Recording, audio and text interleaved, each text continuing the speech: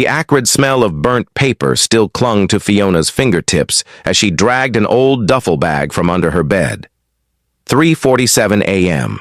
Her studio apartment sat drowning in darkness, only the neon glow of the strip bleeding through the blinds like a wound that wouldn't close. She moved like a ghost through her own life, pulling open drawers with hands that wouldn't stop shaking. $843. Everything she'd managed to scrape together from her shifts at the gallery, tips from tourists who thought her brown skin and bright smile made her exotic enough to photograph. She shoved the cash deep into her bag along with 3 changes of clothes, her passport, and the silver locket her grandmother had pressed into her palm the day she'd left Georgia. "For when you need to remember who you are," Grandma had said. Fiona had never opened it. She was too afraid of what she might find inside, or worse, what she wouldn't. Her phone glowed on the nightstand, Yang's face still frozen on the screen. That smile. The one he'd given the camera while his hand rested on that woman's waist. Fiona snatched it up and hurled it against the wall. Glass spider-webbed across the screen, his perfect face fracturing into 1,000 pieces. Good. Let him shatter the way he'd shattered her. She was zipping up the bag when her apartment door clicked open. Fiona's heart stopped.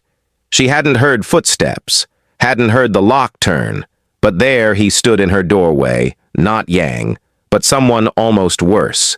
Kim. Yang's right hand, his shadow, his executioner when necessary.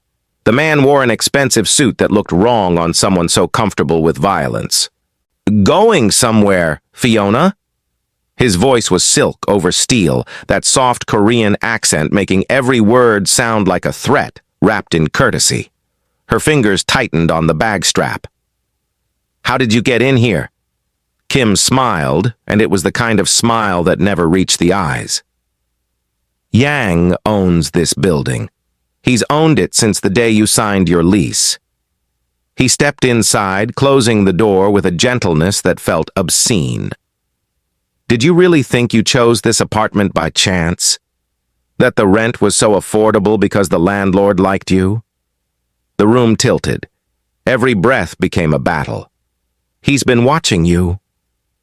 Kim moved closer, and Fiona noticed for the first time the small black device in his hand, a tablet, screen glowing with multiple camera feeds. Her living room, her bedroom, her bathroom. Months of her life displayed in neat little squares. From the beginning.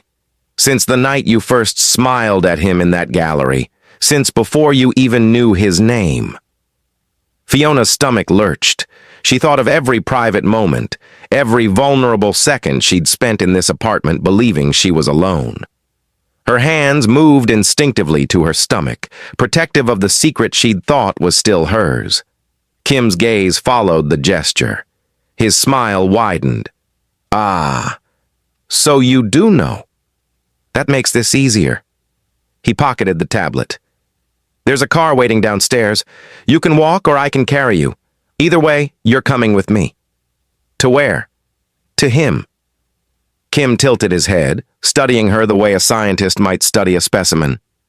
"The dragon doesn't like it when his treasures try to run away, Fiona. And you." He paused, letting the weight of his next words settle like a noose. "You're carrying something far more valuable than you understand." The penthouse of the Aria Sky Suite didn't feel like a cage. It felt like a museum, beautiful, sterile, untouchable.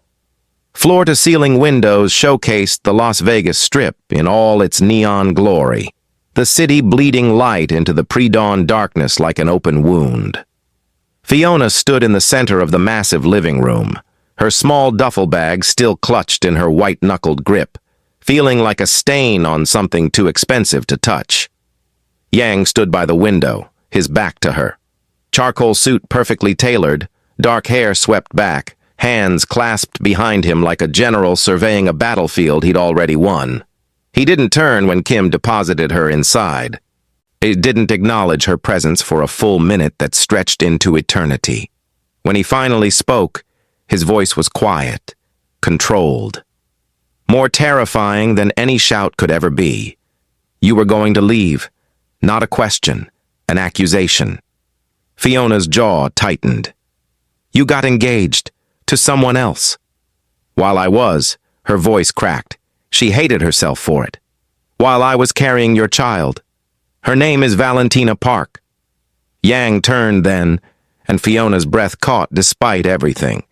He was beautiful in the way dangerous things are beautiful, all sharp edges and controlled power, those dark eyes holding depths she'd once thought were tender. Now she saw them for what they were, calculating, ruthless, daughter of the Park crime family. Our engagement will unite two of the largest gambling operations in Nevada. Congratulations. The word tasted like poison. I hope you'll be very happy together. His expression didn't change. You misunderstand. He moved toward her with the fluid grace of a predator, each step measured, purposeful. This isn't about happiness, Fiona. This is about survival, legacy, power. And what am I? She forced herself to hold her ground even as every instinct screamed at her to run. What was I, Yang? Your little secret? Your break from reality? He stopped close enough that she could smell him. Sandalwood and rain and something darker, something that reminded her of smoke. His hand rose, one cold finger tracing the line of her jaw with a gentleness that felt like cruelty. You, he murmured, are the only real thing in my world. Fiona jerked away from his touch like it burned. Don't you dare try to make this romantic.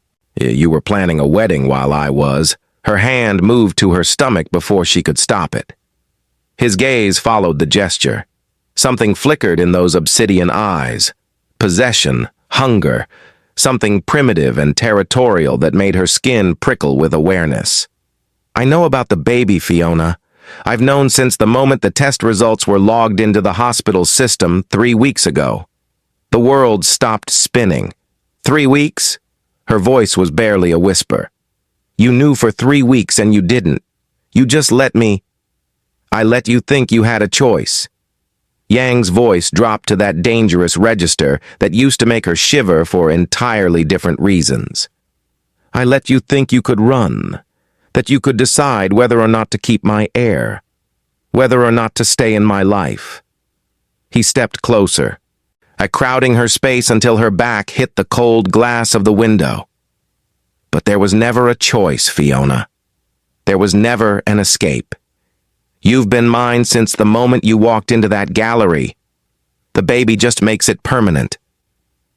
Fiona's knees buckled, not from fear. Though fear was certainly part of the cocktail of emotions flooding her system, but from the sheer weight of understanding. Yang caught her before she hit the ground, his arms wrapping around her waist, with a possessiveness that felt both protective and suffocating. Don't touch me, she gasped, trying to push him away. But her body betrayed her, swaying against his chest as the room spun. Kim. Yang's voice cut through the air like a blade.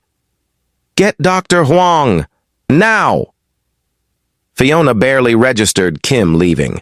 She was too focused on the way Yang had lowered them both to the floor, on her body cradled against his, as if she were something precious rather than something trapped.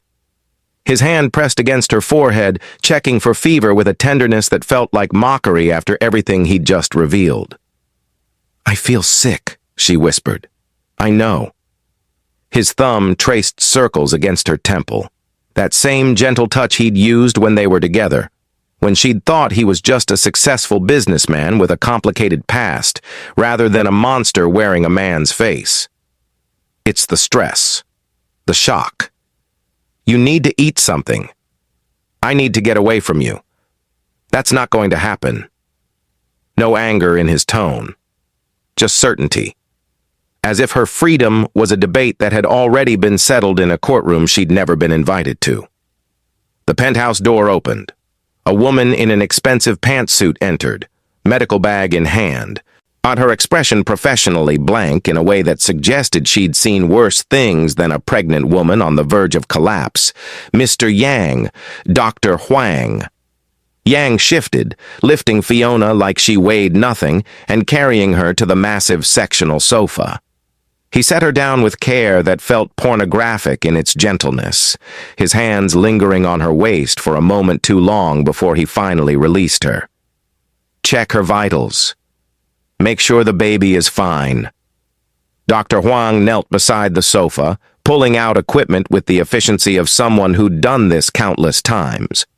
She wrapped the blood pressure cuff around Fiona's arm without asking permission, her movements brisk but not unkind. Mrs. Yang? I'm not. Fiona's protest died when she saw the flicker of confusion on the doctor's face. I apologize. Dr. Huang glanced at Yang, and then back to Fiona. Ms. Carter, how are you feeling? But the damage was done. The title hung in the air like a prophecy. Mrs. Yang. Fiona's gaze snapped to Yang, who stood by the window again, watching the exchange with that same unreadable expression. What did you do? He didn't pretend not to understand. I bought the maternal health wing of Henderson Medical Center the day your pregnancy test was processed. He said it like he was discussing the weather, like purchasing an entire hospital wing was a perfectly reasonable response to finding out his mistress was pregnant. Dr. Huang is the head of obstetrics. She answers directly to me now. As do all the nurses, technicians, and staff who might come into contact with you or information about you. You can't just... Fiona struggled to sit up. But Dr. Huang's gentle hand on her shoulder kept her in place. Please remain still, the doctor murmured, pressing the stethoscope against Fiona's chest. Your heart rate is elevated. I need to make sure you're not in distress. Of course I'm in distress. Fiona's voice cracked. He's insane. He's completely... protective. Yang interrupted, his voice cutting through her panic like a knife through silk. I'm protective of what belongs to me. And you, Fiona, you and that child, belong to me in ways that go deeper than any legal document or marriage certificate. He moved away from the window, each step deliberate as he closed the distance between them. I won't apologize for ensuring your safety, for making certain that no one, not my enemies, not my allies, not even you, can harm my heir. Dr. Huang finished her examination in tense silence, and her professional mask never slipping, even as the temperature in the room dropped to sub-zero.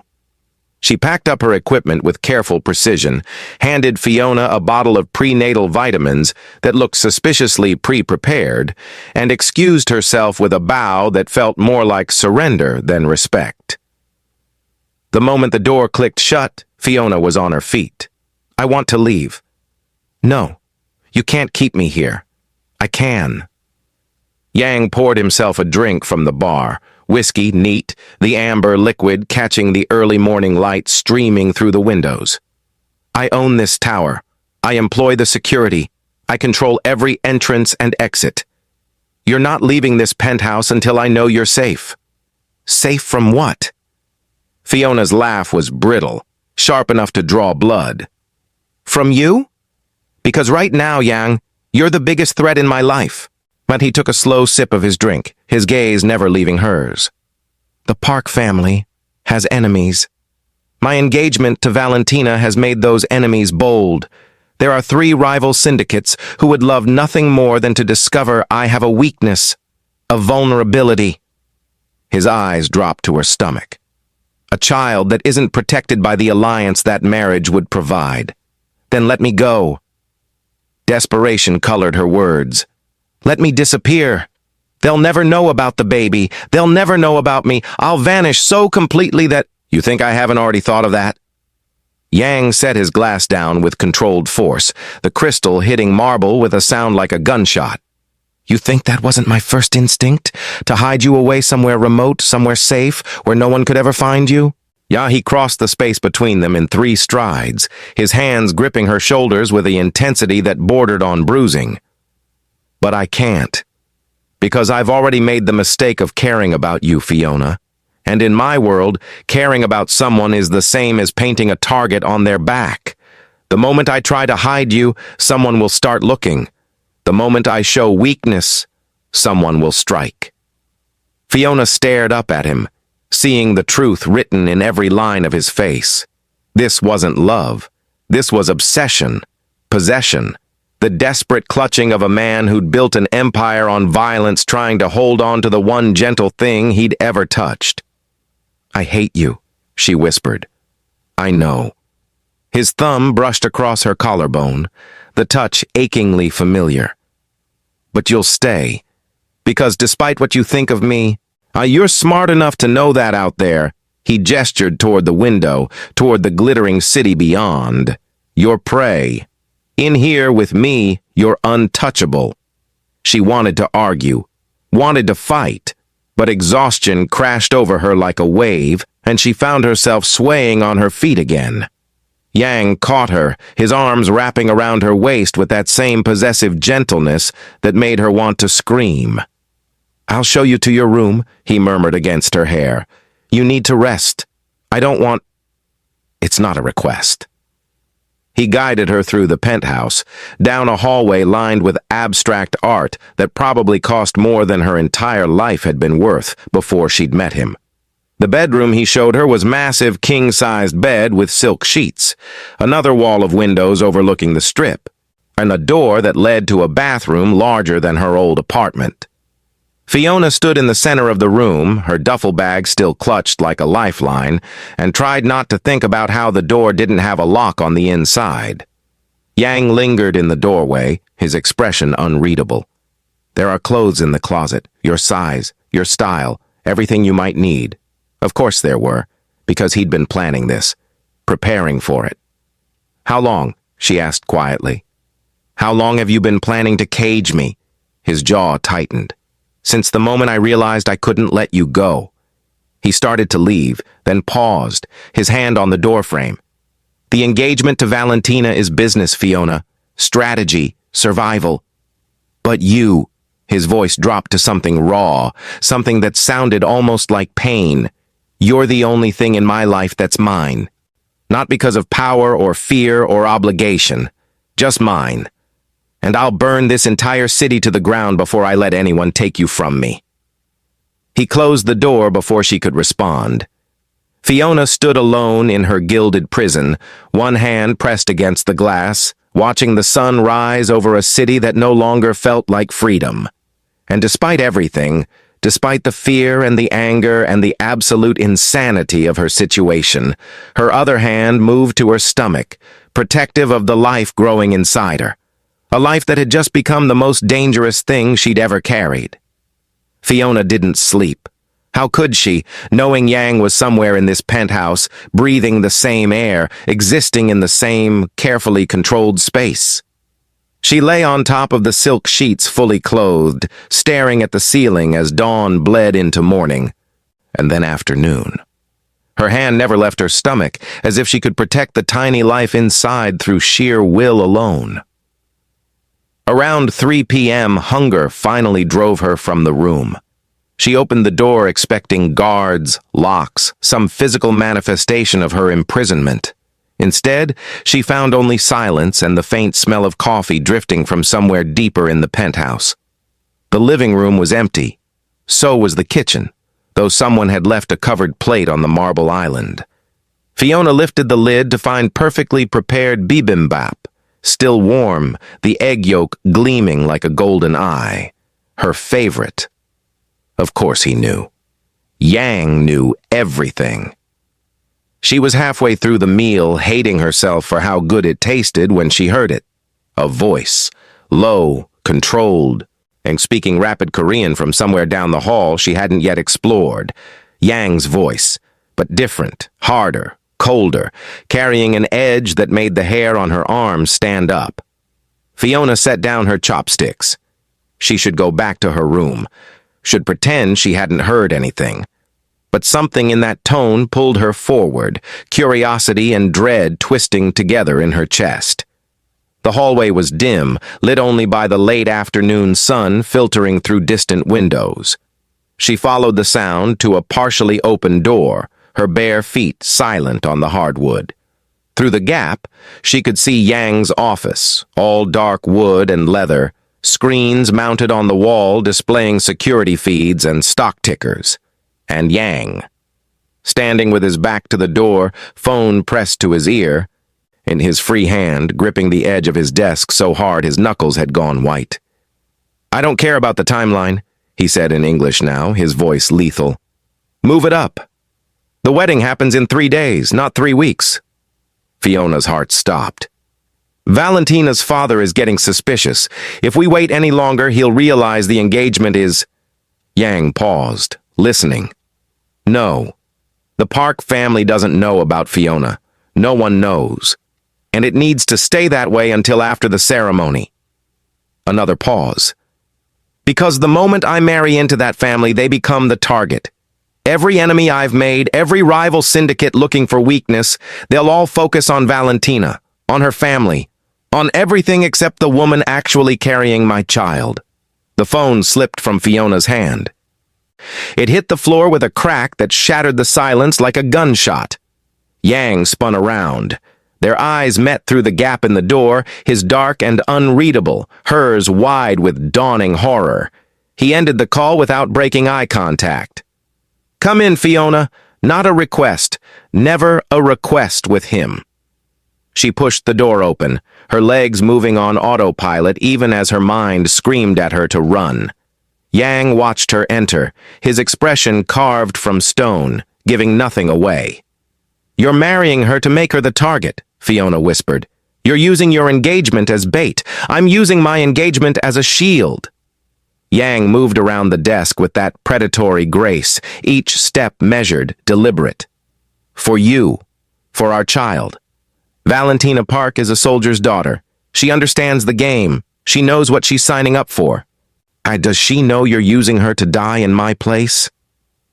Something flickered across Yang's face. Guilt, maybe, or the ghost of whatever conscience he'd buried to survive in his world. "She knows the marriage is strategic. That I don't love her. That's all she needs to know." Fiona backed up until her spine hit the wall. "You're insane. You can't just— People aren't chess pieces, Yang. You can't move them around your board and expect them not to bleed. I've been moving pieces on this board since I was 16 years old." He caged her against the wall, his arms bracketing her shoulders, his body a wall of heat and controlled violence. "I know exactly how much blood each move costs. And I've decided that Valentina's risk is worth your safety. That's not insane. That's survival. That's monstrous. Yes. No denial. No apology. Just brutal honesty delivered in a voice that sounded almost tender. "I am a monster, Fiona. I thought you understood that the night you met me. The night you looked at me in that gallery and saw something worth saving." His hand rose, fingers tracing the curve of her jaw with devastating gentleness. "But there's nothing to save. There never was. There's only this, a monster trying to protect the one pure thing he's ever touched, even if it means becoming more monstrous in the process." Fiona's breath hitched. She hated how her body responded to his proximity, how some treacherous part of her leaned into his touch, even as her mind recoiled. "I won't let you do this. I won't let you sacrifice someone else for me. You don't have a choice." His thumb brushed across her lower lip, the touch electric, dangerous. "Neither of us do. At the moment you decided to keep this baby, you bound yourself to me, to my world, to my wars.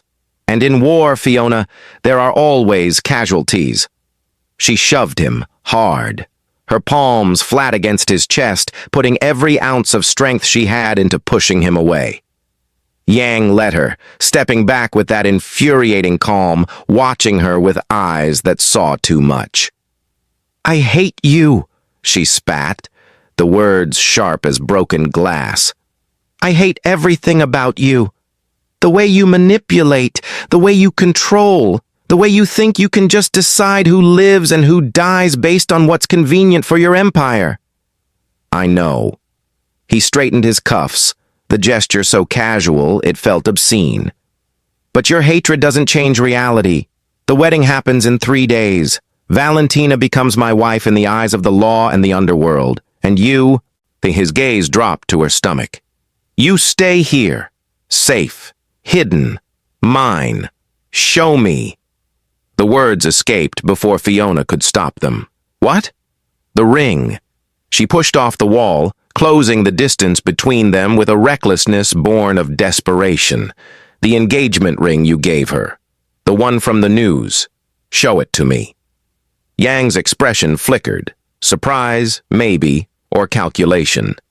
He reached into his desk drawer and pulled out a small velvet box. Not the ring, the box it came in.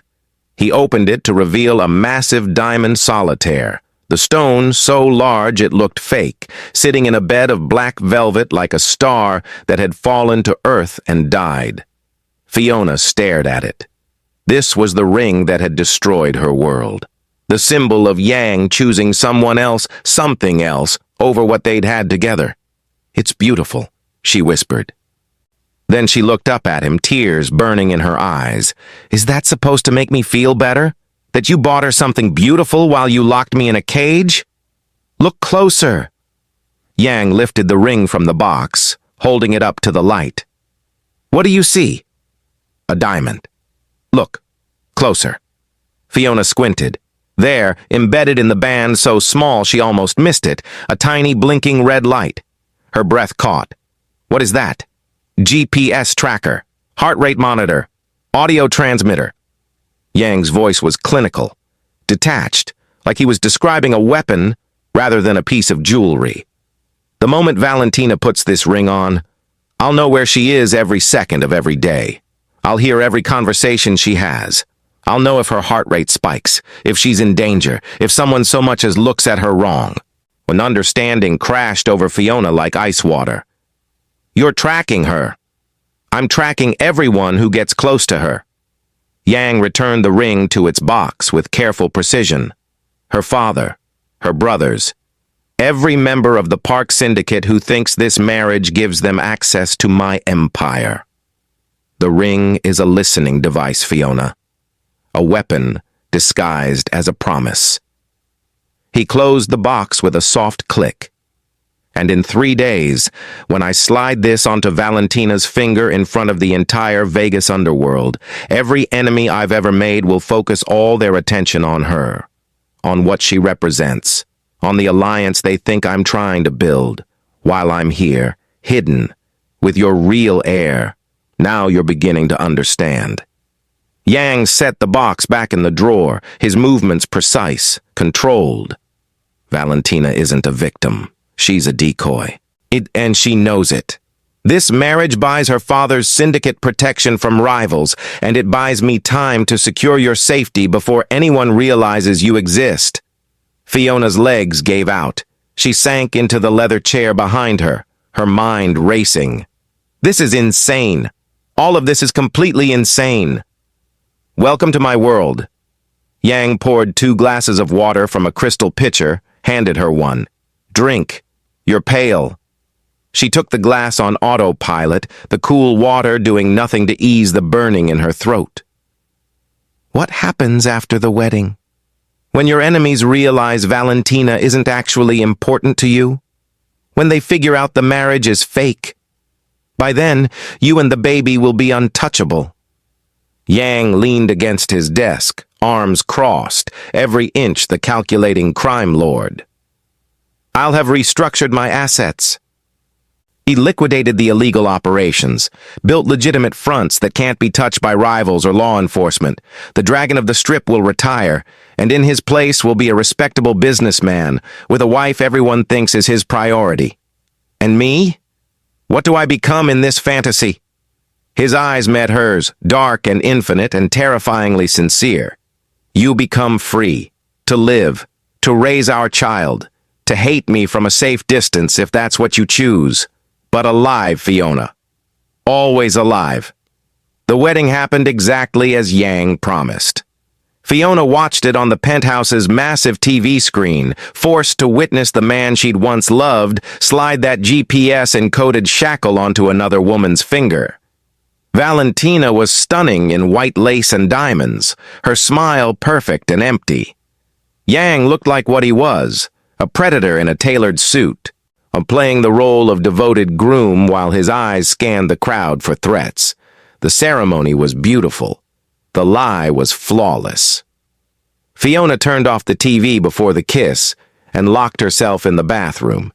She sat on the cold tile floor, her back against the tub, and finally let herself break. The sobs came hard and ugly, the kind of crying that left her gasping for air, her chest aching with the weight of everything she'd lost. Her freedom, her innocence, her belief that love could exist separate from violence and manipulation. She didn't hear Yang return to the penthouse, didn't hear him call her name, his voice edged with concern when she didn't answer.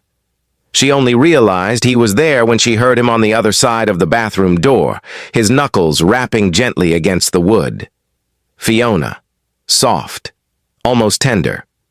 Open the door. Go away. Her voice was wrecked, raw. Go back to your bride. Silence. Then the sound of something sliding down the door, Yang's body, she realized, as his voice came from much lower, as if he'd collapsed onto the floor on the other side.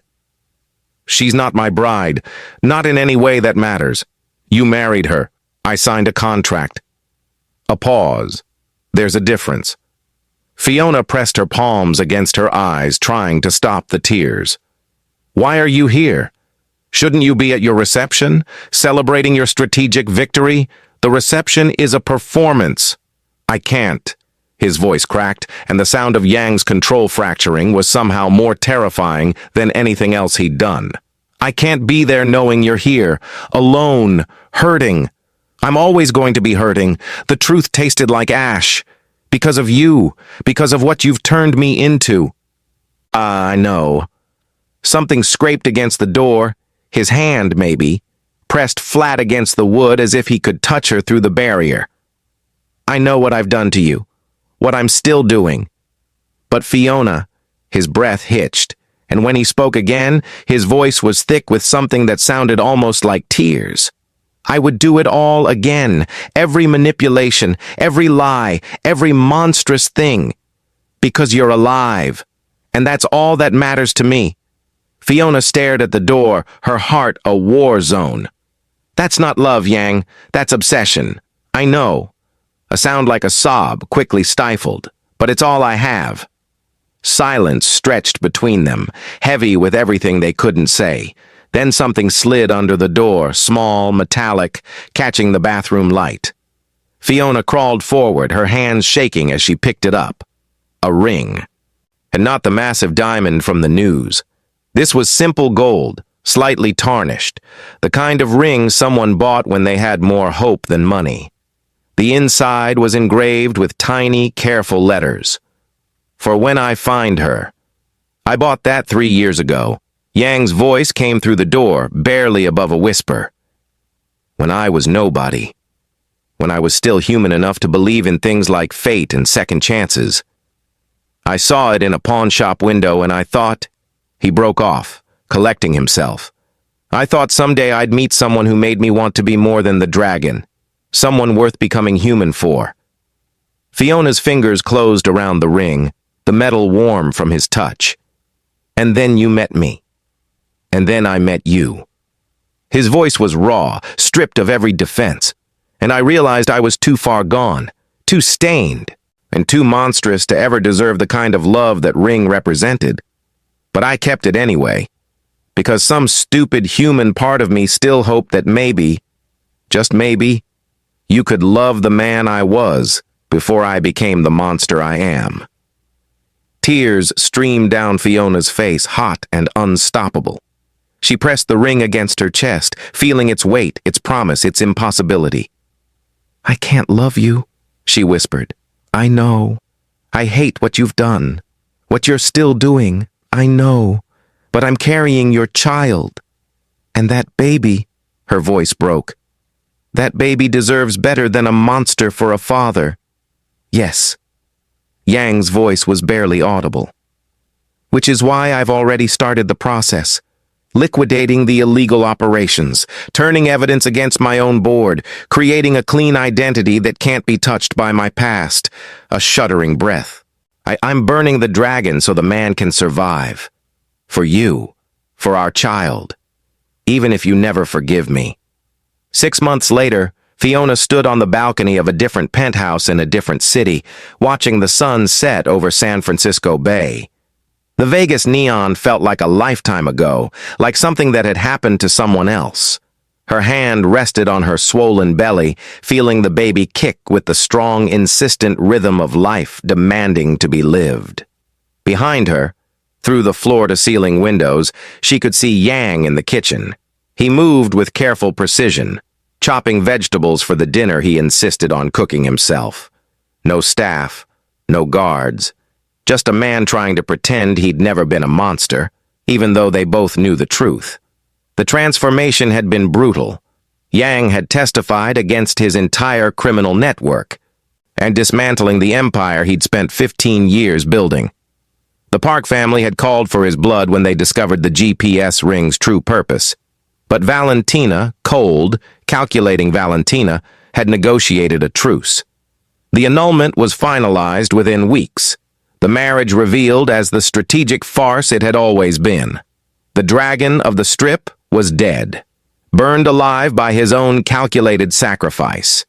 What remained was just Yang, CEO of a legitimate tech security firm, father-to-be, man with haunted eyes who still woke up screaming some nights, his past clawing at him even in sleep. Fiona hadn't forgiven him. She'd told him that from the beginning, made it crystal clear that forgiveness wasn't something she could offer. But she'd agreed to try, to let him be present for their child, to exist in this strange, a complicated space between hatred and understanding. Dinner's ready. Yang appeared in the doorway, wiping his hands on a towel. He looked different without the tailored suits and the weight of an empire on his shoulders. Younger, somehow. More human. "Are you hungry?" Fiona turned, the setting sun painting her brown skin gold, her natural hair framing her face in a cloud of curls she'd stopped straightening months ago. "I'm always hungry lately. Your kid is demanding." The corner of Yang's mouth twitched, the closest he came to smiling these days, like his mother. Her mother. Fiona patted her belly. "I'm convinced it's a girl. Then she'll be brilliant and ruthless and absolutely terrifying."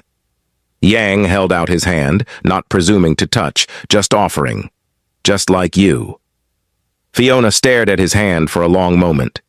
And the same hand that had trapped her, controlled her, dismantled lives like chess pieces on a board, but also the hand that had held her hair back when morning sickness hit, that assembled furniture for the nursery with painstaking care, that trembled when feeling the baby kick for the first time, as if he couldn't believe something so pure could come from something so damaged. She took his hand. Not forgiveness. Not yet. Maybe never. But a beginning.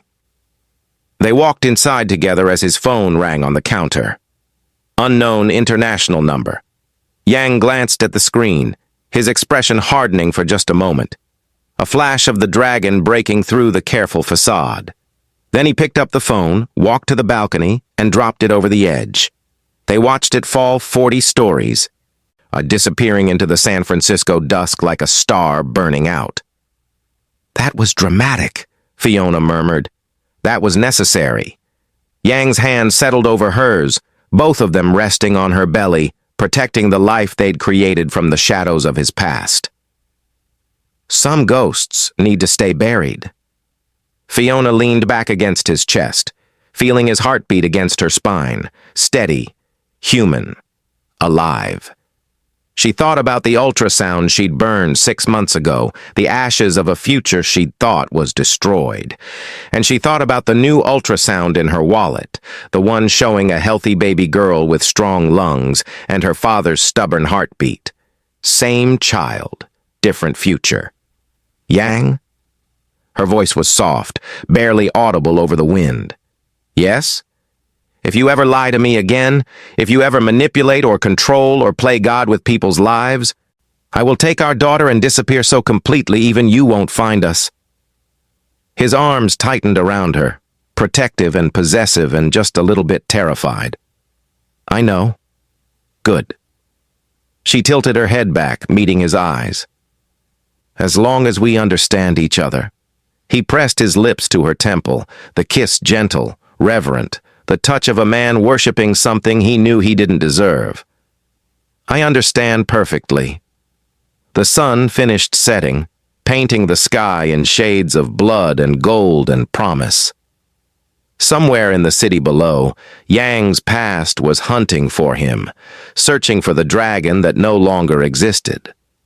But up here, in this moment, there was only them. A monster trying to be a man, a woman trying to forgive, and the tiny heartbeat between them demanding they both be better than their worst selves. It wasn't a fairy tale ending, and it was barely an ending at all, but it was honest, real. The messy, complicated truth of what happens when darkness touches light, and neither one emerges unchanged. Fiona's hand found the simple gold ring on her finger, not the GPS-encoded diamond, but the tarnished band from a pawn shop, the one Yang had bought when he still believed in redemption.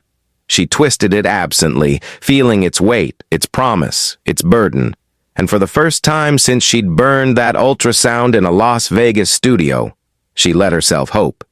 If you made it this far, you're part of something special. Drop a comment with the city you're watching from. I want to know where this story found you. Hit that subscribe button because part 2 is coming, and trust me, Yang's past isn't done hunting them yet. Should Fiona forgive him completely? Or does the dragon have more demons to face? Let me know what you think. This is just the beginning.